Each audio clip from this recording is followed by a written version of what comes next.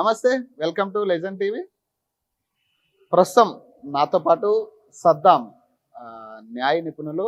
Already టీవీలో మనం ఒక జానీ మాస్టర్ ఇష్యూకి సంబంధించి కూడా మాట్లాడడం జరిగింది ఇద్దరం కలిసి. సో ఈ రోజు ఏదైతే హర్ష సాయి ఇష్యూ నడుస్తూ ఉందో దీని గురించి ప్రధానంగా మేము ఇద్దరం అనాలిసిస్ చేద్దాం. అసలు ఈ కేసు విషయంలో నిన్న 24 గంటల నుంచి జరుగుతున్న అంశాలు కావచ్చు, ఈ రోజు మార్నింగ్ నుంచి కూడా ఒక ఆడియోగా ఒక వీడియో కూడా బయటికి రావడం జరిగింది. ఆమె ఒక వీడియో బయట పెడితే ఆయన ఒక ఆడియోను కూడా ఆయన రిలీజ్ చేయడం జరిగింది. ఈ రెండు టాలీ చేస్తుంటే కొంతమంది హర్ష సాయి తప్పు లేదంటూ మాట్లాడుతున్నారు, కొంతమంది ఆ అమ్మాయి విషయంలో కూడా కొంతమంది సపోర్ట్ చేస్తూ ఉన్నారు. మరి మాట్లాడే ప్రయత్నం చేద్దాం. చెప్పాలంటే ఈ విషయంలో నువ్వు చూస్తున్నావు కదా 24 గంటల నుంచి, నీకేమనిపిస్తుంది ఈ ఇష్యూకి సంబంధించి? అంటే హర్ష సాయి తప్పు చేసిండు అనుకుంటున్నావా లేదనుకుంటున్నావా? దాదాపు కూడా హర్ష సాయికి సంబంధించిన ఇష్యూలో నిన్న ఏం జరిగిందంటే ఎఫ్ఐఆర్ రిజిస్టర్ అయింది. అవును, ఇక్కడ నార్సింగ్ పరిధిలో పలానా క్రైమ్ నెంబర్ లో పలానా ఇష్యూ అయింది. దాని సారాంశం, ఎఫ్ఐఆర్ యొక్క సారాంశం ఏంటంటే అమ్మాయికి సంబంధించిన ప్రైవేట్ వీడియోలు, ఫోటోలు చూపించుకుంటా ఆమె మీద పలుమార్లు లైంగిక దాడి జరిగిందని దాని సారాంశం. దానికి సంబంధించిన ఆధారాలతో అమ్మాయి కంప్లైంట్ ఇచ్చింది. ఆ కంప్లైంట్ సంబంధించిన విచారణ నడుస్తున్నప్పుడే హర్ష సాయి ఎవరైతే నేరం ఆరోపించబడుతున్నాడో ఆయనే మీడియా హౌస్లలో ప్రత్యక్షమై దానికి సంబంధించిన డీటెయిల్స్ ఇవ్వడం జరిగింది. నేను ఏం కూడా తప్పు చేయలేదు, ఆ అమ్మాయి నన్ను ప్రవోక్ చేసింది, ఆ అమ్మాయి ఏ విధంగా ఇదంతా ప్రీ ప్లాన్ గా జరిగింది, నేను ఎక్కడ కూడా రెస్పాండ్ కాలేదని చెప్పి అతను ఒక ఆడియో రిలీజ్ చేసే ప్రయత్నం చేసిండు. ఆ ఆడియోలో తాను ఎక్కడ కూడా అమ్మాయి మాట్లాడే మాటలకు కానీ ఎక్కడ కూడా రెస్పాండ్ కాకుండా తను జాగ్రత్తగా వివరిస్తున్నట్టున్నది. అసలు దీంట్లో ఘటనలకు పూర్వపురాలను పరిశీలించినప్పుడు లోతుగా విచారణ జరుగుతుంది తప్ప ఇప్పుడు ఏం చెప్పే పరిస్థితి లేదు. ఎందుకంటే ఆమెకు అనుకూలంగా ఉన్న సాక్ష్యం మేము ఆమె చెప్తుంది, హర్ష సాయికి అనుకూలంగా ఉన్న వాయిస్ రికార్డ్ ఏమో అతను బయట పెట్టింది.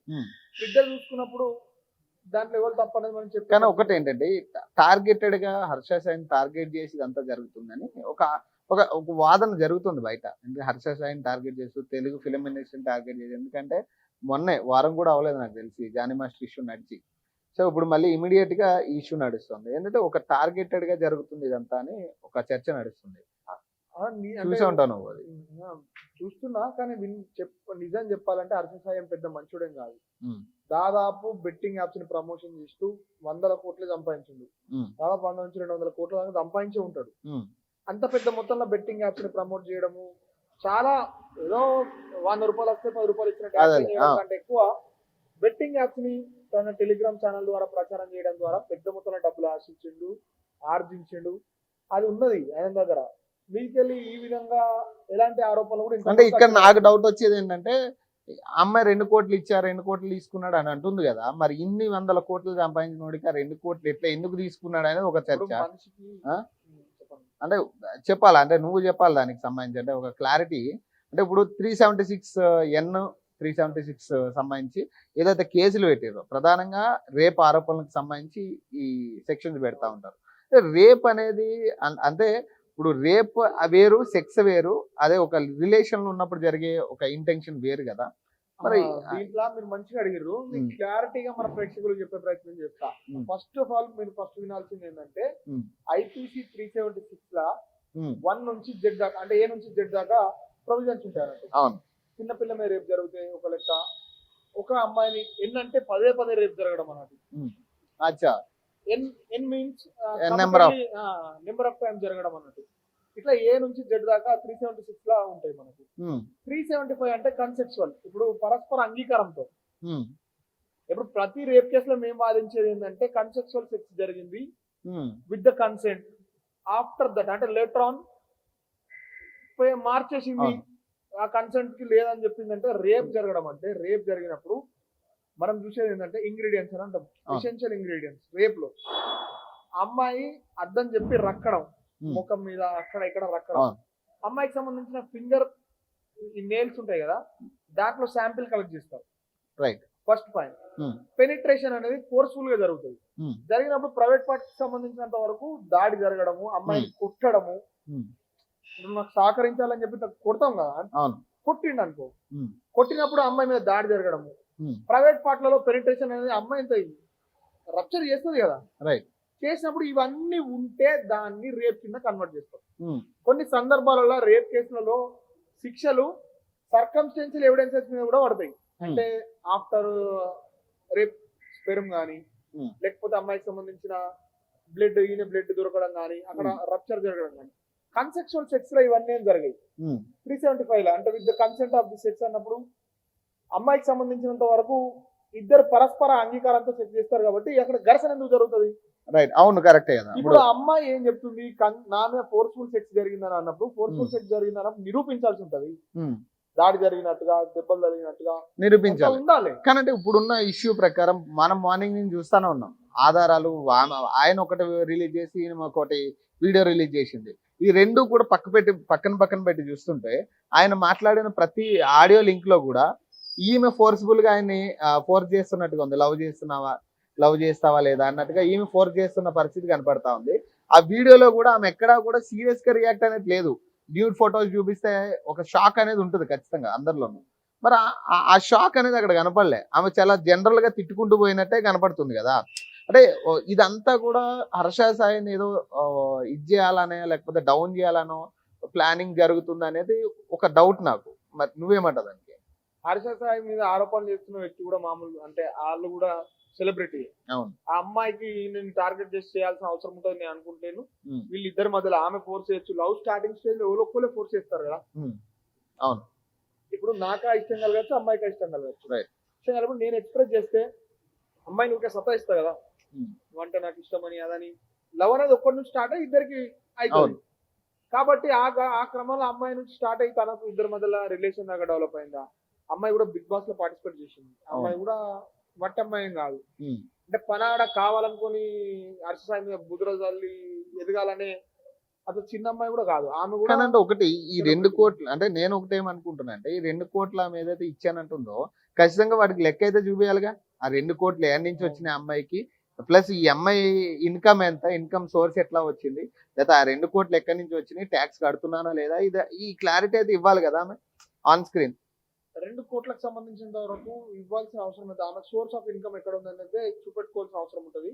ఎన్ని ప్రోగ్రామ్స్ చేసినావు, లేకపోతే డబ్బులు ఎక్కడ, ఇల్లు అమ్మినావా, జాగా అమ్మినావా, ఉదయం అప్పు చేసినావా, అప్పు చేస్తే వాళ్ళు నీకు ఎట్టిచ్చిరు, మరి నువ్వే విధంగా తిరిగి ఇస్తానో హర్ష సాయి కాబట్టి నువ్వు ఇప్పించినావా, నీ ఏమన్నా చెక్స్ కానీ ప్రామిసర్ నోట్స్ కానీ ఏమన్నా ఉన్నాయా, లేదంటే ఓన్లీ నమ్మకం మీద ఇచ్చినావా. ఇవన్నీ అంశాలు కూడా ఏదైనా కానీ ఇన్వెస్టిగేషన్ ఆఫీసర్ తన దగ్గర ఉన్న సాక్ష్యాలు ఆధారాల బేస్ మీదకి వెళ్ళి హర్ష సాయిని అరెస్ట్ చేయడమా చేయకపోవడమా అనేది ఆధారపడి ఉంటుంది. అరెస్ట్ చేసినప్పుడు ఇవన్నీ కూడా రిమాండ్ రిపోర్ట్ లో క్లియర్ గా పొందుపరచాల్సిన అవసరం ఉంటుంది. దాదాపు కూడా అరెస్ట్ కు రంగం సిద్ధమైందని చెప్పొచ్చు. అరెస్ట్ అయితే జరుగుతుంది కంపల్సరీ. యాంటిసిపేటరీ బెయిల్ వేసుకుంటున్నట్టుగా మనకు ప్రాథమికంగా ఉన్న సమాచారం. తెలంగాణ రాష్ట్ర హైకోర్టుని కూడా హర్ష సాయి ఏ క్షణమైనా అప్రోచ్ కావచ్చు.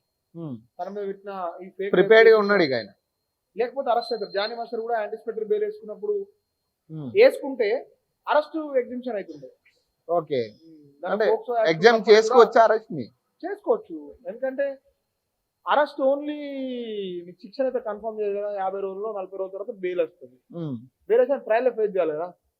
సో అయితే ముందస్తుగా మనం ఏదైతే బెయిల్ వేసుకుంటే అరెస్ట్ అనేది మనం తప్పించుకోవచ్చు. యాంటిసిపేటరీ బెయిల్ అనేది వేసుకున్నప్పుడు ఇంత ముందుకున్న సిఆర్పిసిలో 438 లో యాంటిసిపేటరీ బెయిల్ ప్రొవిజన్ ఉంటుంది. అది మనం వేసుకుంటే ఇంత రప్చర్ జరగకుండా ఉంటది. నిజంగా మీ దగ్గర ఉన్న ఏం తప్పు లేదని అంటున్నారు కదా, అవన్నీ ఆధారాలు ఇస్తే కోర్టు ప్రీ అరెస్ట్ బెయిల్ ఇవ్వడం, లేకపోతే ఒక టైం వరకు బెయిల్ ఇవ్వడం, లేకపోతే యాంటిసిపేటరీ బెయిల్ డైరెక్ట్ గ్రాంట్ చేయడం, ఇది ఏదో ఒకటి జరుగుతుంది.